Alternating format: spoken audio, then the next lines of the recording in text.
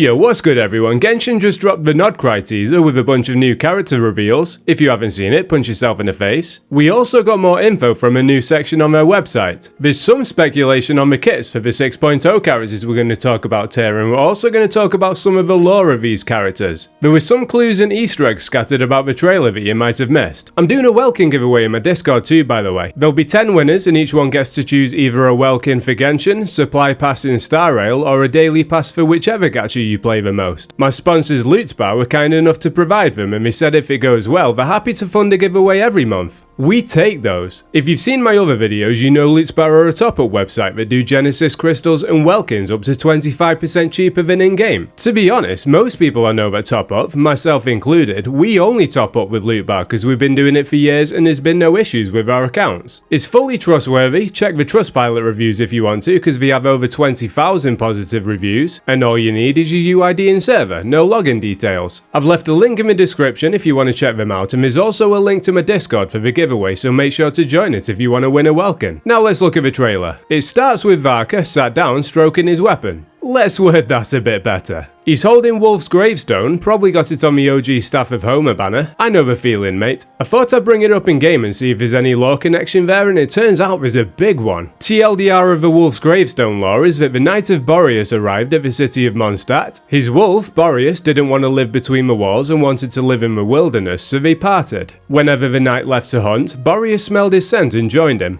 Boreas died and the knight laid his sword down as a gravestone, hence the term Wolf's gravestone. The knight then left the city behind, living his life as a lone wolf. The wolf's spirit remained watching over the land, which is the Boreas we know in game. You might have heard of the Four Winds. Basically, before Barbatos went into hibernation, he gave the responsibility of protecting Mondstadt to four parties referred to as the Four Winds, and Boreas was one of them. Barbara has a voice line where she confirms Varka is the Knight of Boreas, but we know from the lore in Nefer's Shadows description that there was a previous Knight of Boreas called Ravenwood. This suggests the Knight of Boreas is a title that's passed down, but as far as I'm aware, everything else we have on the title is vague, so I'm looking forward to learning more about it, as well as the Knights of Favonius in general. Early leaks are saying that Aino is going to be our free 4-star, just like Sumeru, Fontaine and Natlan gave us Kale, Lynette and Kachina. With all the characters from this trailer, our Primo Gem stash will take all the freebies we can get. Apparently she's our first Hydro Claymore too, which is interesting. Maybe we'll finally get a use for the bell. There's also speculation she works in Lunar Bloom and Lunar Charge teams too, which makes sense given the fact Lauma is Dendro and both Nefer and Flins are Electro.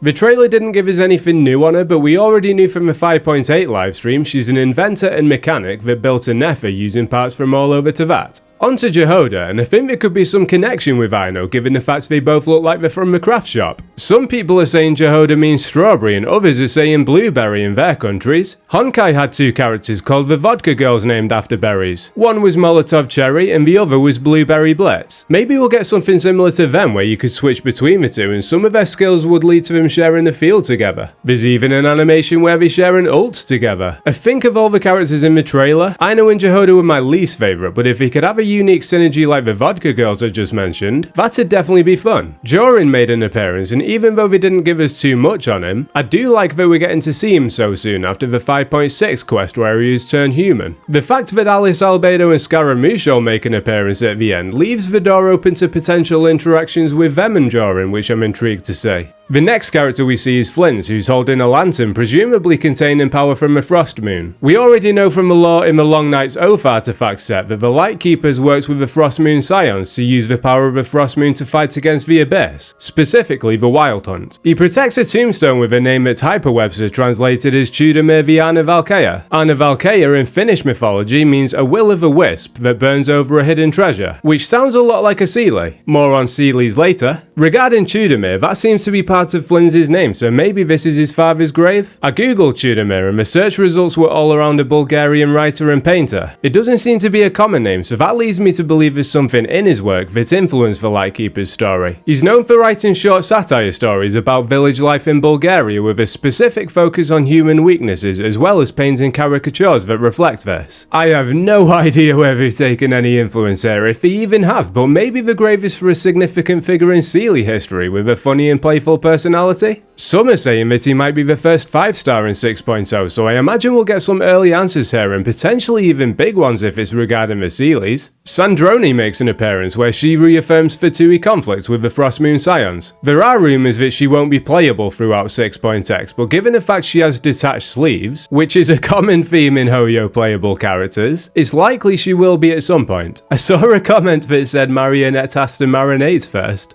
She has a massive key in her back which suggests that she's mechanical. This supports the theory that Marionette is not Sandrone, and that Sandrone is actually not only the robot, but also Alan Guillotin, so I'm looking forward to seeing more on that. Next, we see more of Lauma, and she introduces herself as an emissary of the Frostmoon and a scion of Hyperborea. This used to be known as the Golden City, which was home to the Frostmoon Scions before they relocated to Nod Krai. She prays to the moon, and then during a ritual, reveals she has silver blood. This could be something specific to Lauma, but it's more likely the people of Hyperborea are from the moon and related to the dragons. Berry Demon on Twitter wrote an interesting thread on Lauma's Latvian and Lithuanian origin. She taught us that Laumas are guardians of the forest, fairy-like spirits, and some of the oldest deities in Lithuania, and that they exist outside of the bounds of the human world. Given the whole silver blood, moon and dragon thing, it seems Berry Demon might have called it. She continues that in Baltic folklore, an individual named Lauma was a brighter Perkunas, a god of thunder, but further reading suggests they didn't get married because she fell in love with the moon, who is considered a male god in Lithuania. Old Lithuanian Tinder sounds pretty eventful. Given the fact the Frostmoon Scions and the Lightkeepers work together, and we have a male Electro character in Flins, maybe their dynamic will be one to keep an eye on.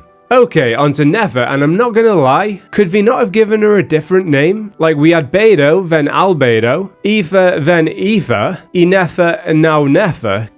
Can we just not? There might actually be some lore related to her name, which we'll touch on in a second, but we definitely could have given Nefer a different name. A lot of people are calling Nefer one of the highlights of the trailer. There are rumours she's from Sumeru, and along with the green colour scheme and the snake motifs, there's been some speculation that she's Apep's human form. A reminder, Apep is the weekly boss and the Dendro sovereign who ruled over Sumeru before the Heavenly Principles arrived. Obviously, Apep hates the Heavenly Principles, viewing them as usurpers, and this hate extends to other gods and even humans. Nefer being Apep could make things awkward because she doesn't seem so hostile, but the hostility could be written off as a side effect of the corruption she was suffering from, which we since cured her from in Nahida's second quest. The name Nefer could come from Nefertiti, a queen from ancient Egypt and stepmom of King Tut. Some scholars believe she ruled as a female pharaoh after her husband's death, so maybe that's a hint with Apep ruling Sumeru. Side note, Honkai Impact had a snake character called Mobius, and she had some really cool animations, particularly one where she sunk into the floor, so maybe we'll see something similar from Nefer. Apep does that in the boss fight too.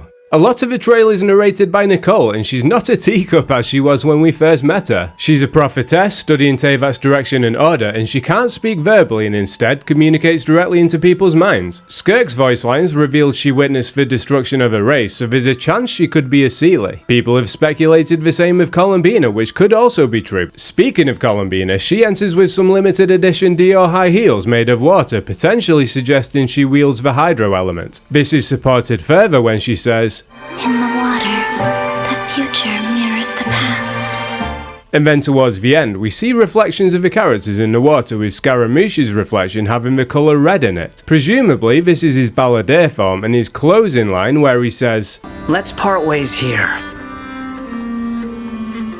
I have an old score of my own to settle." Probably implies he's going to find Dottore. I think him going back to Inazuma would be interesting given the connections between Raiden and Renova, and Scaramouche himself knows about the fake sky already, so there could be some lore bombs there. Back to Columbina, I don't want to talk too much about her in this video given the fact I'll likely make an entire video dedicated to her soon. With that said, we can hear singing during her section of the trailer, which could well be her given the fact we've already heard her sing in the Harbinger video years ago. In music, an aria is a piece for a solo singer and is characterized by its melodic nature and ability to convey a character's emotional state. I think that fits both situations where we've seen her singing for Signora and then singing in this trailer, we just don't know the context here. Aria is also the name of one of the Moon Sisters, and Columbina is introduced as the Moon Maiden, so there's room for speculation there. Genshin also put some more information on their website regarding Nod Krai where they revealed these statues. This seems to be a more traditional one, presumably associated with the Frostmoon Scions and the Lightkeepers, and a more industrial one associated with the Fatui.